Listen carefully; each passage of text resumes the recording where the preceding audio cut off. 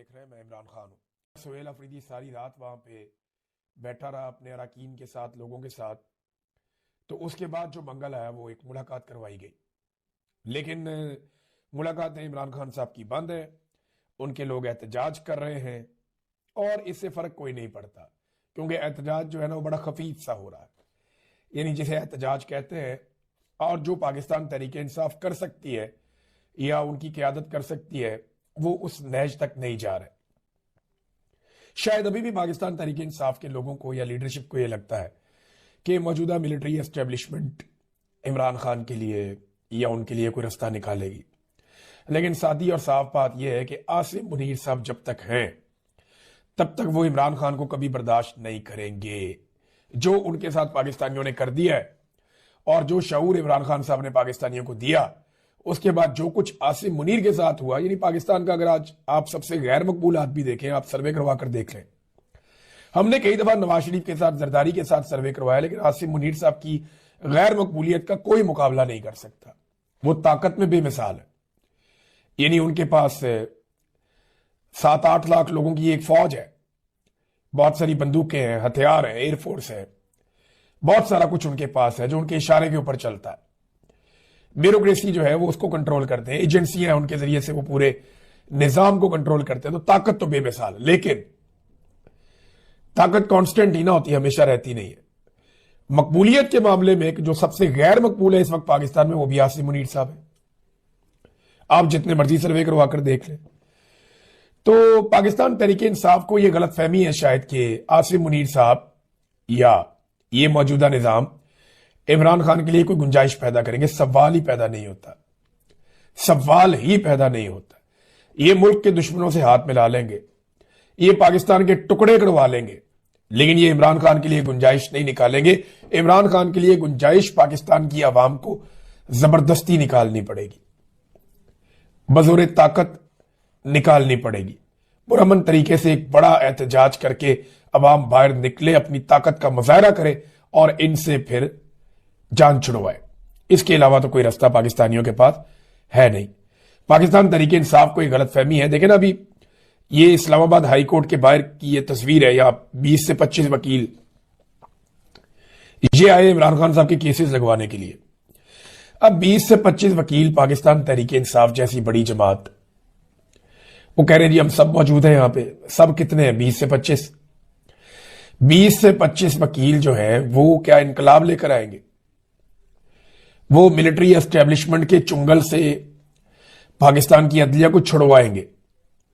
और क्या 20 से 25 वकील ये कर पाएंगे कि वो इमरान खान साहब के केसेस इस्लामाबाद हाई कोर्ट में लगवा लें? सलमान अकरम राजा साहब और बैरिस्टर गौर साहब ये वहां पे चैम्बर में इंतजार करते रहे, और चैम्बर में होने के बावजूद चीफ जस्टिस ने इनसे मुलाकात नहीं की। 2 दफा गए मिलने के लिए, उन्होंने मुलाकात ही नहीं की। उन्होंने कहा नहीं मिलता। चीफ जस्टिस ने तो क्या, इस्लामाबाद हाई कोर्ट के चीफ जस्टिस तो अपनी जगह पे डोगर साहब, उनका सेक्रेटरी भी नहीं मिला। ये हालात है, और ये उसी अतार के लोंडे से दुआ लेते हैं। यानी इन्हें लगता है कि यहीं से इंसाफ मिलेगा। ये 20-25 वकील जाएंगे, इक्का दुक्का पार्लियामेंटेरियंस जाएंगे तो इंसाफ मिलेगा। फिर वे कहते हैं 319 पार्लियामेंटेरियंस आ चुके हैं। तो इकट्ठे तो मैंने कभी नहीं देखे। हाँ, ये कि बार बार आ रहे हैं जा रहे हैं, तो वो इस तरह कर लें आप। 15 चक्कर लगा चुके हैं लेकिन इंसाफ नहीं मिल रहा, तो एक दफा इकट्ठे जाकर देख लें। देखिए, अगर इंसाफ लेना है ना, तो ये ऐसे ना मुलाकात करेंगे ना इंसाफ देंगे। इंसाफ लेने के लिए ये जो 25 वकील हैं, इनकी जगह पे 2500 वकील होने चाहिए। और पाकिस्तान तहरीक इंसाफ के लिए कोई बड़ा मसला नहीं होना चाहिए। सारे वकला रहनुमा है और वकील इमरान खान के साथ खड़े हैं। सिर्फ आपने मामला अपने हाथ में लेना है और एस्टेब्लिशमेंट की तरफ देखना छोड़ देना है कि उनसे उम्मीद बिल्कुल खत्म कर दें आप। वो आपको कुछ भी नहीं देंगे, लिख कर ले लें, आप नहीं देंगे वो आपको कुछ। आसिम मुनीर साहब हमेशा PMLN के साथ और जरदारियों के साथ खड़े होंगे। नवाज शरीफ और जरदारी ये वहीं खड़े होंगे। और दूसरी बात यह है कि इमरान खान से नफरत अब उनकी पहचान है, वो अपनी ये पहचान खत्म नहीं होने देंगे।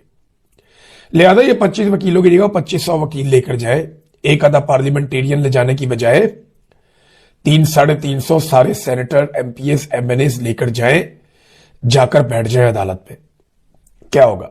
एक दिन वो आपको घसीट के निकाल देंगे, दूसरे दिन फिर बैठ जाएं, फिर आपको निकाल देंगे, फिर जाके बैठ जाएं, आपको गिरफ्तार करेंगे, बैन अवी खबरें बनेगी। क्या हो गया? गिरफ्तारी इतने कारकुन देते हैं, बेशुमार ऐसे कारकुन जिन्हें इमरान खान से लालच भी कोई नहीं है। यानी इमरान खान से ना उन्होंने एमएनए बनना है, ना एमपीए बनना है, ना सेनेटर बनना है। वो बेचारे कुर्बानियां दे रहे हैं, तो आपको तो इतना कुछ मिला है, आ जाए, आके बैठ जाए। ये इन्हें करना पड़ेगा, अदरवाइज इन्हें किसी किस्म का कोई इंसाफ मिलना नहीं है। ये अदालत तो बिल्कुल नहीं देगी। नादरीन, जो जर्नैलों की जिद है ना, वो बड़ी खौफनाक चीज है। इसने पाकिस्तान का बेड़ा गर्क कर दिया। जनरल जिया की जिद, जनरल मुशर्रफ की जिद, जनरल अयूब खान, याया खान, बाजवा, अभी आसिम मुनीर, जर्नैलों की जिद ने पाकिस्तान को बहुत पीछे धकेल दिया। अभी जिद यह है कि हमें हर हाल में जो है वो एक निहत्ती लड़की को उसके शौहर समेत गिरफ्तार करना है, ईमान मजारी को और उनके शौहर हादी अली चट्टा को। बस जिद है और कुछ भी नहीं है। वो करते क्या है? वो मजलूमों के साथ खड़े हो जाते हैं, वो जबरी गुमशुदगियों के खिलाफ खड़े हो जाते हैं, वो हर जुल्म और ज्यादती के खिलाफ आवाज उठाते हैं, वो रियासत और रियासती इदारों को आइन और कानून के दायरे में रहने के लिए फोर्स करते हैं, और इसके लिए वो अपनी पुरअमन जद्दोजहद करते हैं, कानूनी जद्दोजहद करते हैं। अब जी इनको पकड़ लो, इनको गिरफ्तार कर लो, ताकि आइंदा कोई ऐसा करे ना। आप एक ईमान मजारी को गिरफ्तार करेंगे ना, 1000 ईमान मजारी आपको और मिल जाएगी। ये आपके साथ होगा, आप करके देख लें। अब ईमान मजारी साहबा को गिरफ्तार करनी, अब ये जो जिद है ना, ये इंसानी हकूक, समाज में इखलाकियात और इंसाफ को दीमक की तरह चाट रही है। ये हमारे मुआशरे के साथ कर रही है हमारी मिलिट्री एस्टेब्लिशमेंट। अब इनके ऊपर एक पिछला मुकदमा निकाल कर ले आए जी, जुलाई के महीने का। ये देखें, ये मुकदमा लेकर आए जुलाई के महीने का, और इस मुकदमे के अंदर अजीबोगरीब चीजें लिखी हुई हैं। ये मुकदमे में है कि हादी अली चट्टा पिस्तौल से पुलिस वालों पे फायरिंग कर रहा था। किसी कैमरे ने नहीं देखा, कोई सेफ सिटी के कैमरे में नहीं आया। वो तो बेचारे मजलूमों के लिए एहतजाज करने गए थे, उन्होंने कहीं सीधी गोलियां मार रहा था पुलिस अफसरान को। डाल दो पर्चा। और ईमान मजारी पे डाल दिया कि इसके हाथ में डंडा था और ये गाड़ियां तोड़ रही थी। हद होती है नाइंसाफी की, बेईमानी की और फ्रॉड की। ऐसी 2 नंबर एफआईआर की है, और पिछली डेटों में की है कि इसमें हमने जनाब जुलाई के महीने से छुपाई हुई है एफआईआर, हमने अब इन मियां बीवी को गिरफ्तार करना है। तो वो अपने बैग शैग साथ लेकर आई है। उनकी वालदा भी आई थी आज कि ठीक है, गिरफ्तार करना है तो कर ले फिर, अगर यही रियासत की। दूसरा, इमरान खान ने कहा था कि जो कबायली जरगे हैं, मकामी कबाइल हैं, उनको एतमाद में लीजिए। खैबर पख्तूनख्वा की हुकूमत को भी एतमाद में लिया जाना चाहिए, और फिर आपका दहशतगर्दी का मसला तेजी से हल होगा। ताकत का इस्तेमाल खाली किसी मसले का हल नहीं होता, उसके साथ आपको बहुत सारी पॉलिटिक्स और दीगर चीज़ें करनी पड़ती हैं। अब इमरान खान साहब की बात का एक हिस्सा तो इन्हें समझ आया।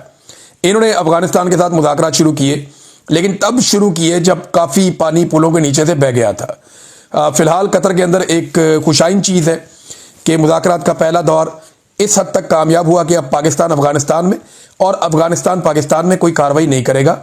दोनों के मजीद फौजी शहीद नहीं होंगे और एक दूसरे के ऊपर हमला नहीं किया जाएगा। उम्मीद करते हैं कि आने वाले दिनों में ट्रेड के रास्ते भी खुल जाएंगे और पाकिस्तान और अफगानिस्तान के बीच में हालात नॉर्मलाइज होंगे। जो आइडियल सिचुएशन है वो ये है कि इमरान खान साहब के जो मशवरे हैं उनका अगला मरहला अब तय किया जाए।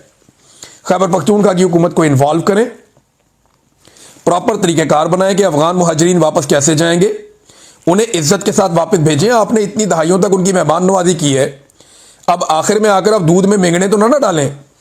ये एक मिसाल है उर्दू की, ये दूध में मिंगने डाल देना, कि अगर आप किसी को इतनी आपने मेहमान नवाजी की है तो आखिरी वक्त में अगर आप इस तरह की हरकतें करेंगे तो एक बैड टेस्ट पैदा होगा।